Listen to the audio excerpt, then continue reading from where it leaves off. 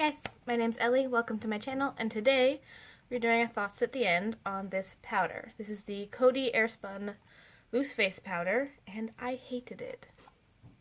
I bought this for a testing YouTube staples video, which I feel like that went up. I think that went up.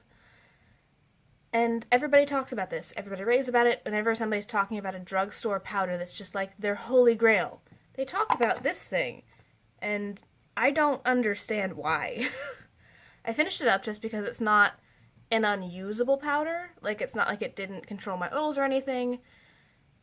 It did alright. It's not as good as my favorite, which is the RCMA No Color powder. It just... I don't know if it was less finely milled or that it had a scent.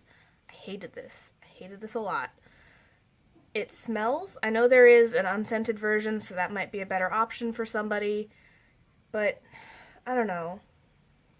It had a bit of a beige color into it, even though it says translucent, which I don't like, just because I'm pale and pinky, so I tend to be very particular with my foundations and make sure that they're a pretty good match for my skin tone. So then if I'm layering something on top of it that's got an extra color in it, it better be a matching color, and I'm more pink toned than beigey yellow toned.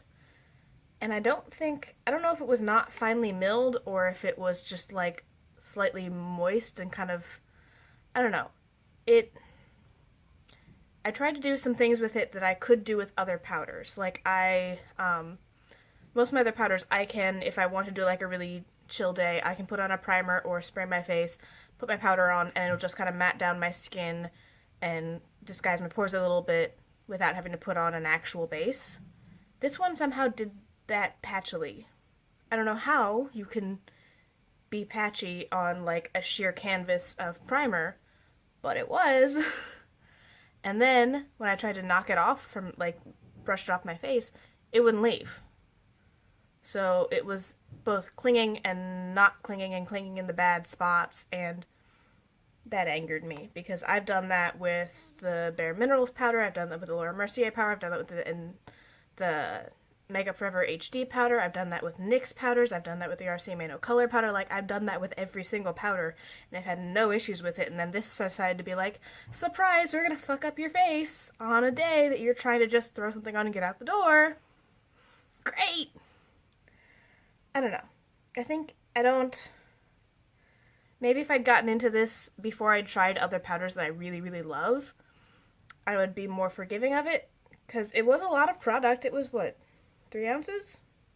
2.3 ounces, so a lot of product. It was pretty cheap, and you can get around the smell option by buying the unscented one, so I don't know why you would put a scent in it.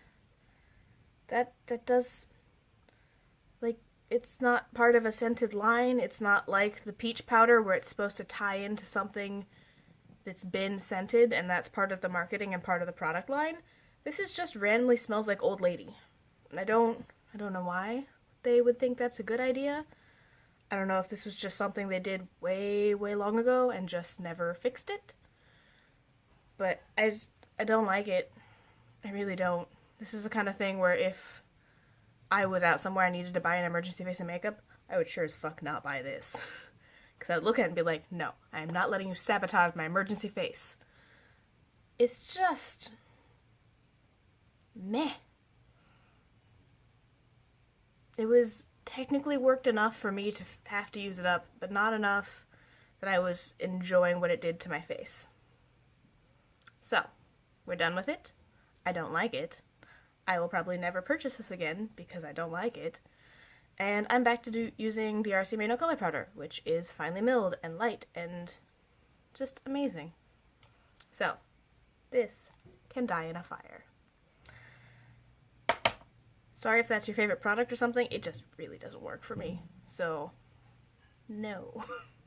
Thank you guys for watching. Feel free to subscribe if you want to see this stuff. I do like to do these type of follow-up videos on products, anything that I'm going to use up, like a primer, or a face powder, or a foundation, stuff like that.